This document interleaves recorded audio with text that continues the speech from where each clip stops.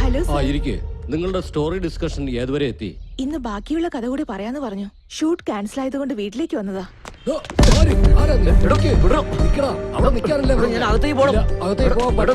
എന്താ വേണ്ടത്?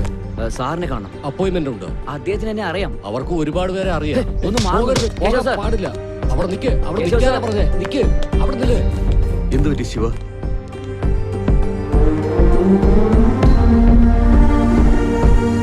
സത്യം, നിങ്ങളെന്നില്ല അമ്പലത്തിൽ കണ്ടതിന് ശേഷം എന്റെ അച്ഛന് പെട്ടെന്ന് ദേഷ്യം വന്നു. അതിന്റെ പുറകിലെ സത്യം. എന്റെ ചേച്ചിയുടെ ഫോട്ടോ എന്താ ഇവിടെയുള്ളത്? ഞങ്ങളുടെ കുടുംബത്തിലും നിങ്ങൾക്കും എന്താണ് ബന്ധം? വാ പറയാം. Please sit. ഓരോ കഥയിലും ഓരോ ട്വിസ്റ്റ് ഉള്ളതുപോലെ തന്നെ എന്റെ ജീവിതത്തിൽ ഒരു ട്വിസ്റ്റ് ഉണ്ട്. അതിപ്പോ ഞാൻ തന്നെ നേരിട്ട് പറയേണ്ട അവസ്ഥ വന്നിരിക്കുക. ആ സംഭവം നിങ്ങൾ രണ്ടുപേരും അറിയണം. നിന്റെ ചേച്ചി എന്റെ ജീവനായിരുന്നു. ഞങ്ങൾ ജീവന് പോലും സ്നേഹിച്ചിരുന്നു. മഹി എന്ന് പറഞ്ഞാൽ എനിക്ക് എത്രത്തോളം ഇഷ്ടമായിരുന്നു. ഇപ്പോഴും ഇതുപോലെ ഹാപ്പി ആയിരിക്കല്ലോ അല്ലേ? Any doubt? 100%. എങ്കിൽ പിന്നെ നമുക്ക് വേഗം കല്യാണം കഴിക്കാം. എന്തിനാ വൈകിക്കുന്നേ? ഇപ്പൊ തന്നെ ചെയ്തേക്കല്ലോ. അമ്മേ, ഇപ്പോഴോ? അതിന് നിങ്ങൾ വന്ന് എന്റെ അച്ഛനോട് സംസാരിക്കണം. സംസാരിക്കാമേ. എന്റെ വീട്ടുകാരുടെ സമ്മതം വാങ്ങണം. വാങ്ങിക്കാം. നല്ലൊരു മുഹൂർത്തത്തിൽ നമ്മുടെ കല്യാണം നടക്കണം. ഇവിടെ ഓക്കെ അല്ലേ? 100%.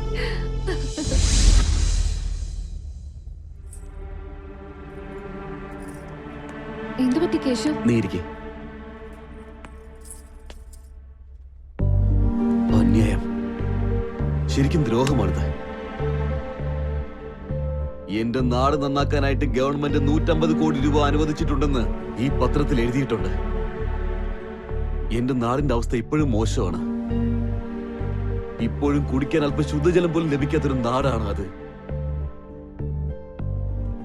അതുകൊണ്ടാണ് എന്റെ നാടിനെ ഞാൻ ദത്തെടുത്ത് സംരക്ഷിച്ചുകൊണ്ടിരിക്കുന്നത്. ഞാൻ കുട്ടിയായിരുന്ന സമയത്ത് എന്റെ നാട്ടുകാരൊക്കെ ജീവിക്കാൻ വേണ്ടിയിട്ട് ആ നാട് വിട്ടു പോകുന്നത് ഞാൻ എന്റെ കണ്ണുകൊണ്ട് കണ്ടതാണ്. ആ കാഴ്ച ഇന്നും എന്റെ മനസ്സിൽ നിന്നും മാഞ്ഞിട്ടില്ല.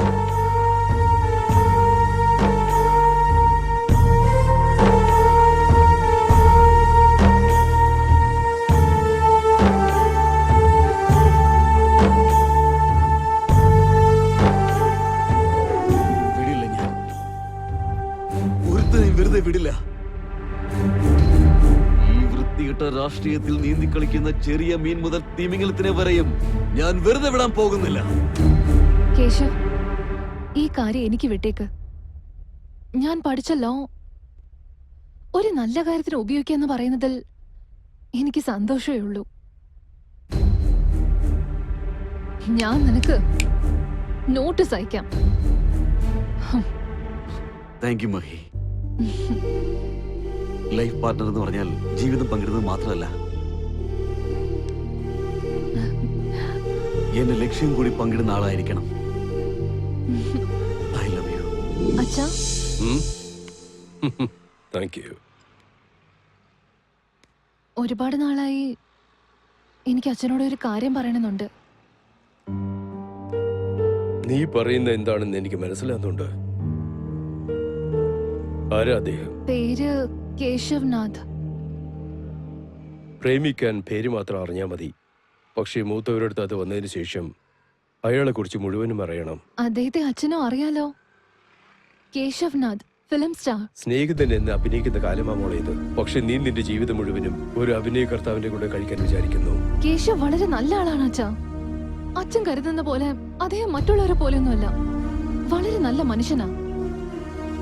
എന്നെ നന്നായിട്ട് നോക്കുന്നുള്ള കാര്യത്തിൽ എനിക്ക് നല്ല ഉറപ്പുണ്ട്. നിനക്ക് ആ വിശ്വാസം എവിടെ വന്നത്?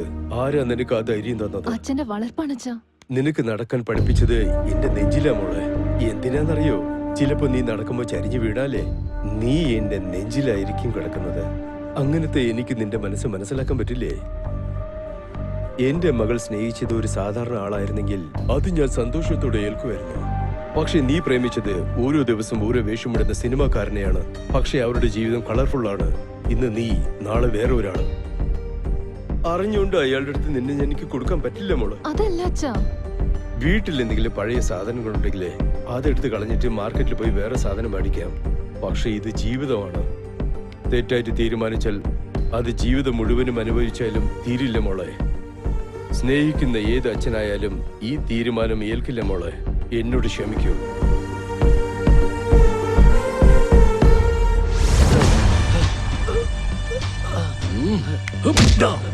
റിംഗ് റോഡിന്റെ കാര്യത്തിൽ കൂടുതൽ പൈസ കിട്ടുമെന്ന് പറഞ്ഞ് ആൾക്കാരുടെ അടുത്ത് പറഞ്ഞ് പ്രലോഭിപ്പിച്ചിട്ട് എന്നെ പോലീസ് സ്റ്റേഷനിൽ കയറ്റിയല്ലേ?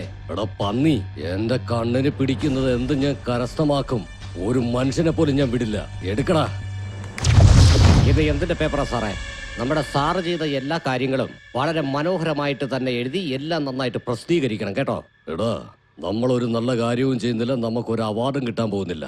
അത് സാറേ, നമ്മൾ ചെയ്യുന്ന എല്ലാ കാര്യങ്ങളും സർക്കാർ സാങ്ഷൻ ചെയ്ത 150 കോടിയാണ്. പേരിന് പോലും, അതായത് 1 രൂപ പോലും ജനങ്ങൾക്ക് ചെലവ് ചെയ്യില്ല എന്ന് പ്രതിജ്ഞ എടുത്തുകൊണ്ട് ഇരുമ്പ് പെട്ടിക്കകത്ത് സൂക്ഷിച്ചു വെച്ചിരിക്കുകയാ. വക്കീല് നിങ്ങൾക്ക് നോട്ടീസും അയച്ചിട്ടുണ്ടല്ലോ. എന്ത് ലീഗൽ നോട്ടീസ്? ഒരുപാട് ചെലവ് ചെയ്തില്ലേ? നിങ്ങൾ ചെലവ് ചെയ്തൊക്കെ കോർട്ടിൽ പറഞ്ഞ കണക്ക് കാണിക്കണം. അതിനുവേണ്ടി ഒരു പ്രത്യേക കമ്മീഷനെ തന്നെ രൂപീകരിച്ചിട്ട് ഇങ്ങോട്ട് അയക്കാനുള്ള തീരുമാനമുണ്ട്. അവരെങ്ങാനും എല്ലാം കണ്ടുപിടിച്ചു കഴിഞ്ഞാൽ നമ്മൾ അകത്തു പോകേണ്ടി വരും. അവളുടെ പേരാണ് മഹേശ്വരി. മഹേശ്വരി.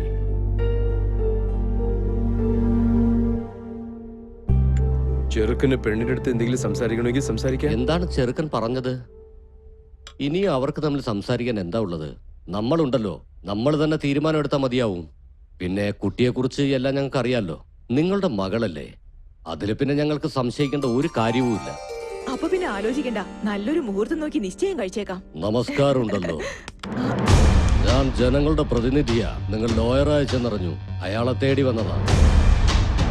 ഞാൻ ലോയറാണ്. നിങ്ങൾക്ക് എന്താ വേണ്ടേ? നമസ്കാരമുണ്ട് മാഡം. ദൈവത്തിന്റെ അനുഗ്രഹം കൊണ്ട് എന്റെ ഖജനാവ് മുഴുവനും നിറഞ്ഞു. ഇതെല്ലാം എങ്ങനെ ചെലവ് ചെയ്യുമെന്ന് ആലോചിക്കുന്ന സമയത്താ നീ ചെയ്ത കാര്യം കൊണ്ട് കോടതിയിൽ നിന്ന് നോട്ടീസും വന്നു. ഇതെങ്ങാനും എന്റെ ജനങ്ങൾ അറിഞ്ഞു കഴിഞ്ഞാ എന്റെ മാനം പോവില്ലേ? നിങ്ങളെ പോലത്തെ ആളുകളുടെ തനി രൂപം ജനങ്ങൾക്ക് അറിയാൻ വേണ്ടിയാണ് നിങ്ങളെ കോടതി കയറ്റുന്നത്. നിങ്ങൾക്ക് സംസാരിക്കാൻ വല്ലതും ഉണ്ടെങ്കിലേ അത് കോർട്ടിൽ വെച്ചായാൽ മതി. Please get out. നോക്കൂ MLA സർ, വീട്ടിലൊരു ശുഭകാര്യം നടക്കുകയാണ്. നിങ്ങൾ ഇപ്പൊ ഒന്ന് ഡിസ്റ്റർബ് ചെയ്യുന്നത് ശരിയല്ല. പുറത്തേക്ക് ഞാൻ പറഞ്ഞത് സത്യമാ, വിശ്വസിക്ക്. ഞങ്ങൾ വഴക്കൂടാൻ വന്നതല്ല, വക്കീലിന്റെ അടുത്ത് കേസിനെ കുറിച്ച് സംസാരിക്കാൻ വന്നതാ. നിക്കച്ചാ, ഞാൻ സംസാരിച്ചിട്ട് വരാം. നിങ്ങളൊന്ന് വരണം. ഒന്ന് വക്കീലെ, എത്രയും പെട്ടെന്ന് ഈ കേസ് ഒന്ന് തീർത്തു തരണം. ഇല്ലെങ്കിൽ ഭീഷണിയാണ്. ന്യായപ്രകാരം ജനങ്ങൾക്ക് വേണ്ടി ചെലവാക്കേണ്ട പണം മുഴുവനും നിങ്ങളുടെ സ്വാർത്ഥതയ്ക്ക് വേണ്ടി മാത്രം ഉപയോഗിക്കാന്ന് പറഞ്ഞ അത് കണ്ട് വെറുതെ ഇരിക്കാനും മാത്രം ഞാൻ കടമയില്ലാത്തൊരു മനുഷ്യ സ്ത്രീയല്ല. റെസ്പോൺസിബിൾ ലോയറാണ്. കൊള്ളാം കൊള്ളാം, എന്ത് നല്ല സംസാരം. സ്ത്രീകളെല്ലാം എല്ലാ മേഖലകളിലും തിളങ്ങിക്കൊണ്ട് നിൽക്കുക. വളരെ സന്തോഷമുണ്ട്. പക്ഷെ എന്റെ കാര്യത്തിൽ ആവശ്യമില്ലാതെ എങ്ങാനും നീ ഇടപെട്ട പിന്നെ അറിയാലോ. ഒരു കൊച്ചു പെണ്ണായത് കൊണ്ട് ഞാൻ വെറുതെ വിടുക. ചിലപ്പോ നീ എന്നെ മനസ്സിലാക്കിയാലോ. ഇല്ലെങ്കിൽ ഉണ്ടല്ലോ, എത്ര പേരെ കൊന്നിട്ടാണ് ഞാൻ ഈ നിലയിലേക്ക് എത്തിയെന്ന് നിനക്കറിയാമോ? അത് ഒരു നിമിഷം കൊണ്ട് തീർന്ന ഞാൻ വിടുവെന്ന് വിചാരിച്ചോ? എന്ത് ചെയ്യുന്ന? എന്ത് ചെയ്യുന്നു?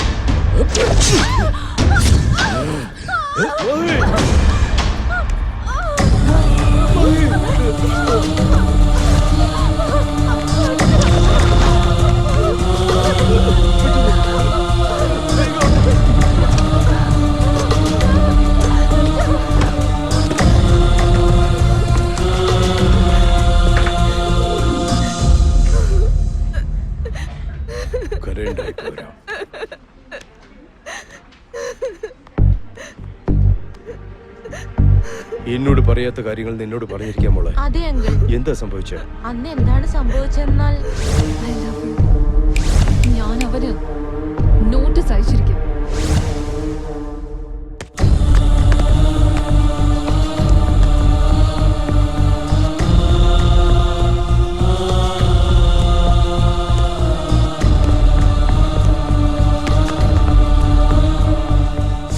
മഹി മരിച്ചോ ഇല്ലയോ എന്ന് കാണാൻ വന്നതാണോ? ഇനിയൊന്നും മിണ്ടരുത്. ഞങ്ങളുടെ പ്രേതം കാണണമെങ്കിൽ ഇവിടെ ഇരിക്കേ, അല്ലെങ്കിൽ പ്ലീസ്.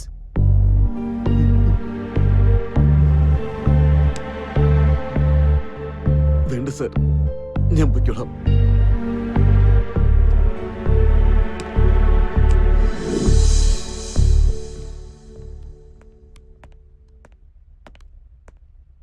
മുറിവ് നല്ല ആഴത്തിലുള്ളതാ. ആന്തരിക അവയവങ്ങളിലൊക്കെ ഡാമേജ് ഉണ്ട്, ഒരുപാട് ബ്ലഡും പോകുന്നുണ്ട്. മാക്സിമം ഞങ്ങൾ നോക്കാം. I am sorry.